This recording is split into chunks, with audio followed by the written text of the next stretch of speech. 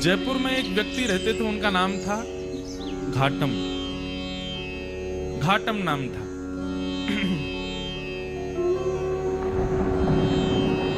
उनका पेशा था, उनके पूर्वजों से ही चला आ रहा था, वो सब चोरी करते थे।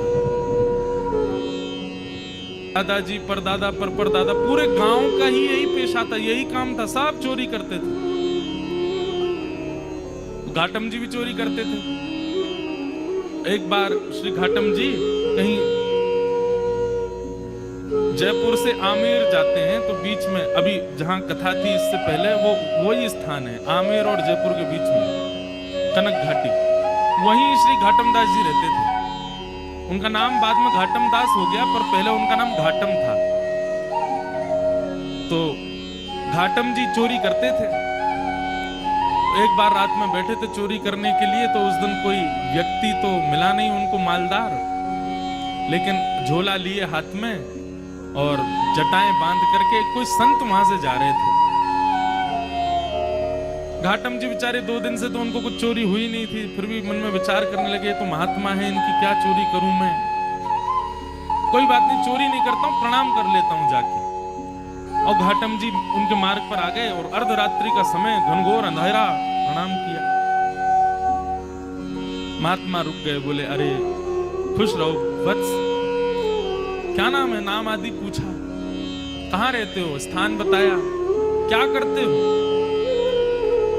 घाटम जी बोले मैं चोरी करता हूं। महात्मा को ये बात बड़ी बढ़िया लगी कि इसने छुपाया नहीं मुझसे, सत्य बोला। बोले चोरी क्यों करते हो भाई, चोरी डकैती करना ये अच्छी बात नहीं है, मत किया करो, अच्छा काम नहीं है। बोले महाराज काम तो अच्छा नहीं है मैं जानता हूं, पर ये तो मेरे परिवार का पेशा है, मेरे पूर्वजों से चली आ रही है चोरी, हमारा परिवार इसी में ही निपुण है। मेरा बेटा है अभी 5 साल का, उसको भी तैयारी करा रहा हूं मैं, उसको भी सिखा रहा हूं कैसे जाना चाहिए, क्या क्या आयुध संग लेके जाने चाहिए, किस प्रकार लोगों को देख करके समझ जाना चाहिए मालदार है कि नहीं है। महात्मा बैठे बैठे, देखो संत का स्वरूप क्या होना चाहिए, संत केवल वहां ना जाए जहां माला और दक्षिणा मिले। संत का स्वरूप है वो जहां जाए, अगर दिख रहा है कि कुछ दूषित स्थान है, दिख रहा है कि इसके अंदर कुछ कमियां हैं, उसको सुधार करे, इसीलिए वो संत बना है, इसीलिए वो साधु बना है, केवल मालदार बनने के लिए नहीं बना है साधु। महात्मा को चिंता हो गई, बोले अगर मैं इसको कुछ सिखा करके नहीं गया और इसका जीवन परिवर्तित करके नहीं गया, तो इस मार्ग से निकलना मेरा दुष्कर हो जाएगा।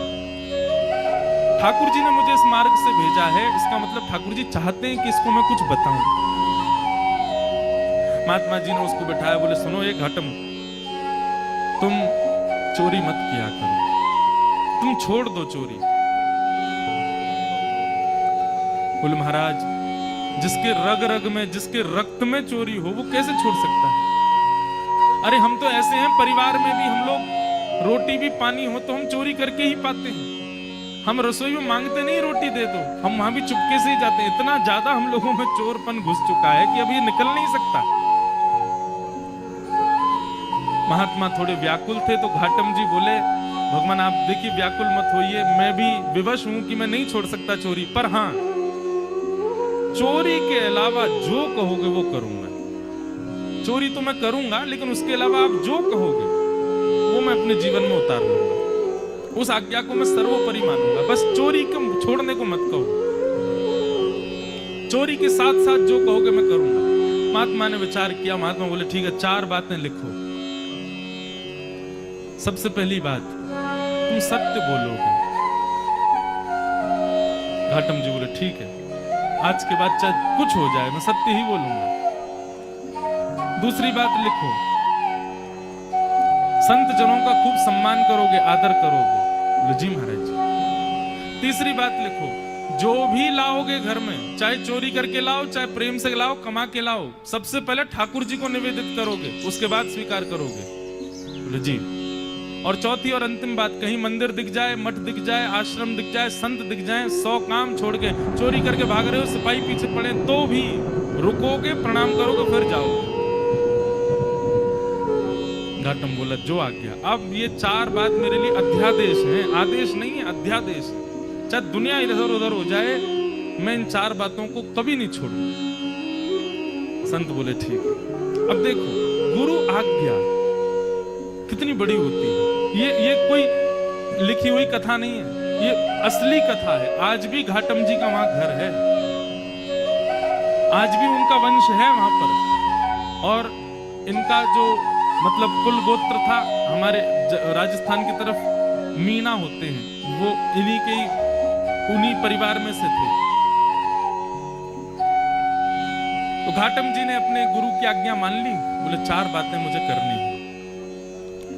एक बार कुछ संतों की टोली जा रही थी, घाटम जी ने देख लिया, दौड़ करके गए, चरणों में निवेदन किया, मेरे घर आ जाइए, प्रसाद पा लीजिए। संत बोले ठीक है। अब घर पहुंच गए। अब लेकिन घाटम जी के घर पे व्यवस्था कुछ नहीं थी भोजन की। पत्नी से कहा 5 मूर्ति आई हैं, भोजन बनाओ। बोले 5? हम 2 के लिए तो भोजन नहीं है, 5 को कैसे पवाऊं मैं? घाटम जी बोले गुरु आज्ञा निरर्थक हो जाएगी, मुझे कैसे भी इनको 5 को प्रसाद तो पवाना है। घाटम जी ने देखा कि पड़ोस में एक कोई व्यक्ति रहता, उसके पास में उसके गेहूं अनाज आदि का भंडार है, थोड़ा चोरी करके ले आता हूं, उससे बना के इनको पवा देंगे, गुरु आज्ञा पूरी हो जाएगी। गुरु जी ने यही तो कहा है कि संतों की सेवा करो, अब कैसे भी करो, चोरी करके करो, चाहे कुछ करो।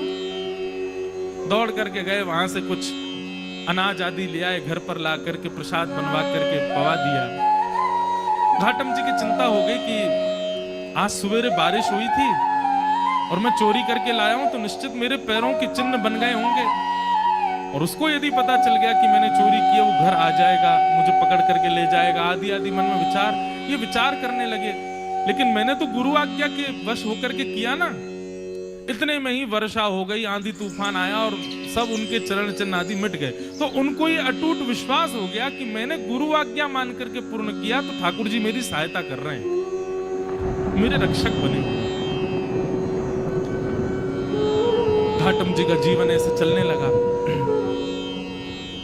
गुरु पूर्णिमा का समय था। घाटम जी ने मन में विचार किया, मेरे गुरु ने मुझको सब कुछ प्रदान किया, इस बार गुरु दक्षिणा के रूप में ऐसी कोई वस्तु या इतना धन कुछ दूं गुरुदेव के यहाँ कि वर्षों तक भी अगर मेरे यहाँ से सेवा ना जाए तो गुरु जी को दिक्कत ना हो, मेरी तरफ से ऐसा रहे कि हाँ परिपूर्ण हो गई सेवा। उसके लिए एक बड़ी चोरी कर लेता हूं, उसके बाद फिर मैं धीरे धीरे छोड़ ही दूंगा। एक बड़ी चोरी करता हूं, उससे जो धन आएगा गुरुदेव को दे दूंगा। और घाटम जी ने विचार किया क्या चोरा हूं। तब उन्होंने विचार किया, बोले कि यहाँ आमेर का जो राजा है, इसके घोड़े बड़े कीमती हैं, और उनमें भी एक काला अश्व है, काला घोड़ा, वो सबसे ज्यादा कीमती है, ऐसा पूरे भारत में नहीं है। यदि उसको मैंने चोरी कर लिया और उससे जो धन आएगा वो यदि मैंने गुरुदेव को दिया, तो आजीवन मुझे जितना देना चाहिए उतना एक बार में ही दे दूंगा मैं गुरुदेव को। तो गुरुदेव के यहाँ गुरु पूर्णिमा की सेवा मेरी तरफ से होती रहेगी।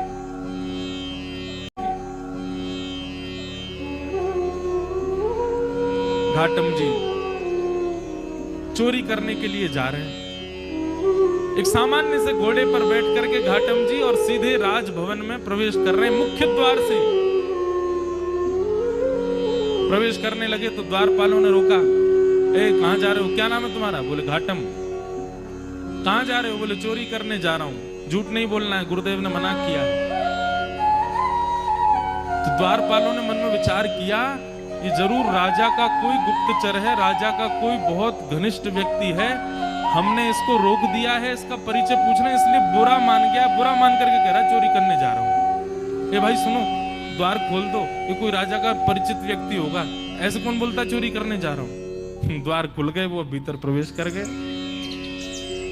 भीतर प्रवेश करके घुड़साल में गए, वहां सबसे महंगा घोड़ा जो काला अश्व था उसको खोल लिया, बैठ गए, लेकर के बाहर आने लगे, खुले में ही सबके सामने बाहर की ओर जाने लगे। तो द्वारपालों ने कहा ये तो राजा का घोड़ा है, ये क्यों ले जा रहे हैं? फिर द्वार, भैया ये काला अश्व कहां लेके जा रहे हो? बोले चोरी करने आया था, चोरी कर ली, अब चोरी करके ले जा रहा हूं। द्वारपाल बोले ये तो कुछ ज्यादा ही बुरा मान गया है, ऐसे कौन बोलता है? अरे भैया द्वार खोल दो, इनको जाने दो, रोको नहीं। उनका सत्य और वहां द्वारपाल का उसके प्रति ये भाव रखना कि बुरा मान गए, वो ऐसा फिट हुआ कि किसी को शंका ही नहीं हुई कि ये चोरी कर रहे हैं। घोड़ा लेकर के चले गए और उसी समय राजा ने आज्ञा की मेरे घोड़े तैयार करो, मैं भी जाऊंगा कहीं, ऐसा उसने आज्ञा की। जाके देखा तो काले अश्व थे नहीं। अफरा तफरी मची। जब द्वारपालों के कान में बात पहुंची तो उन्होंने हल्ला किया कि अरे एक व्यक्ति आया था, आकर के इतना सत्य बोल के, वो तो बोल के गया मैं चोरी करने आया हूं, चोरी करके ले भी गया, तुमने रोका क्यों नहीं? बोले महाराज हमको लगा कि ऐसे कौन बोलता है, चोर कभी ये बोलता मैं चोरी करने आया हूं, लेकिन वो सत्य बोल रहा था तो हमको लगा आपका कोई गुप्तचर है, आपका कोई घनिष्ठ है, इसलिए हमने रोका नहीं उसको, ले गया वो। सैनिकों को भेजा, जाओ पकड़ लो उसको, घोड़े लेके आओ। घाटम जी घोड़ा लेकर के जा रहे थे, दौड़ रहे थे खूब तेज कि राजा के कोई दूत आए, उससे पहले मैं इसका विक्रय कर दूं कहीं। लेकिन तभी उसी मार्ग पर ही एक मंदिर पड़ा राम जी का, और वहां संभवतः उसी समय आरती चल रही थी। गुरुदेव की आज्ञा याद आ गई, बोले गुरुजी ने कहा था कहीं मठ मंदिर आश्रम दिख जाए तुरंत रुक के प्रणाम करना है। तुरंत अपना घोड़ा रोका, भयभीत है मन में, लेकिन गुरु आज्ञा पर इतना विश्वास, घोड़े को रोका, खड़ा किया, वहीं एक पेड़ से बांध दिया, भीतर भाज करके गए। जल्दी जल्दी प्रणाम कर रहे थे, आरती चल रही थी, आरती प्रणाम की, संतों को प्रणाम किया, परिक्रमा लगा रहे थे, 4 परिक्रमा करी।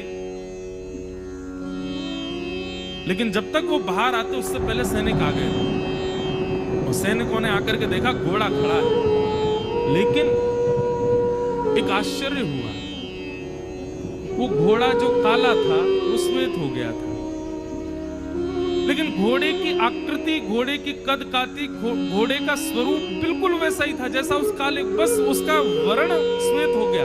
तो सैनिक खड़े तो हो गए आके, लेकिन कहने की घोड़ा तो वही है, लेकिन ये श्वेत कैसे हो गया? घाटम जी निकल करके बाहर आए, सैनिकों ने उनकी ओर देखा, ए ये घोड़ा किसका है? बोले घोड़ा राजा का है। बोले राजा का घोड़ा तो काला था, ये श्वेत कैसे हो गया? तुम चोरी करके लाए ना? बोले हाँ मैं चोरी करके लाया। ये श्वेत कैसे हो गया? बोले ये तो मुझे नहीं पता, क्योंकि मैंने जब बांधा था तब तो काला ही था, ये श्वेत कैसे हुआ ये तो मुझे नहीं पता। अरे तुझे नहीं पता, ऐसा कैसे बोल सकते हो? बोले मैं सत्य बोल रहा हूं, मुझे लगता है मैंने जिनको निवेदित किया उन्होंने इसको श्वेत कर दिया। सैनिक बोले क्या बोल रहे हो ये? बोले हाँ मैं जो भी चीज लाता हूँ पहले ठाकुर जी को निवेदित करता हूँ, शायद ठाकुर जी श्याम वर्ण के, उन्होंने सोचा होगा श्याम वर्ण के घोड़े पे मैं बैठूं दिखूंगा ही नहीं, इसलिए उन्होंने श्वेत कर दिया।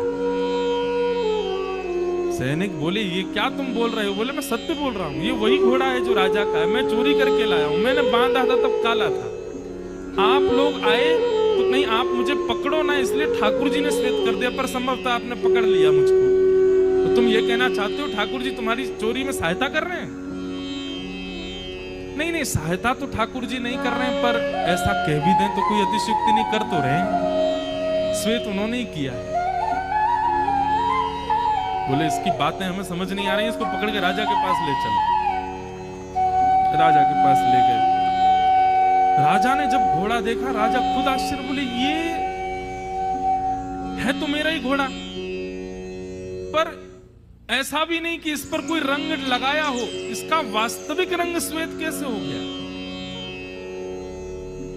घाटम जी से पूछा, घाटम जी बोले मैं सत्य बोल रहा हूं, आप लोग मान नहीं रहे, मैं ठाकुर जी को निवेदित करता हूं, जो भी चुराता हूं मैंने ठाकुर जी को निवेदित किया, उनको नहीं भाया होगा काला, इसलिए गोरा कर दिया। घाटम जी की बात पर किसी को विश्वास नहीं हो, तब राजा बोला एक तरीका है, यदि तुम्हारी बात में इतनी सत्यता है कि ये वही घोड़ा है, तो मेरे घोड़े के गाल के पास में एक मस्सा है, यदि वो मस्सा इसके हुआ तो मैं समझ जाऊंगा कि भगवान तुम्हारी सहायता करते हैं, तुम्हारी गुरु आज्ञा ही तुम्हारी सहायता करती है, तुम जो करते हो सब, और मैं तुमको छोड़ दूंगा। राजा ने जाकर के घोड़े की नार पर जब बाल हटा करके देखा तो वो मस्सा बिल्कुल वैसा ही था जैसा एक काले घोड़े के था, वही घोड़ा। राजा से विश्वास नहीं हुआ नेत्रों में, उसी समय चरणों में गिर गया। बोले महाराज, आपके गुरु आपके बने रहें, पर आज से मेरे गुरु आप हैं। आप चोरी चकारी छोड़िए, सारे काम छोड़िए, आज से आप मेरे दरबार के राजगुरु हैं।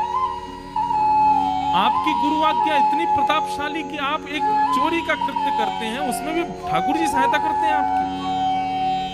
आज से आप मेरे राजगुरु। और श्री घाटम जी को राजगुरु बना दिया।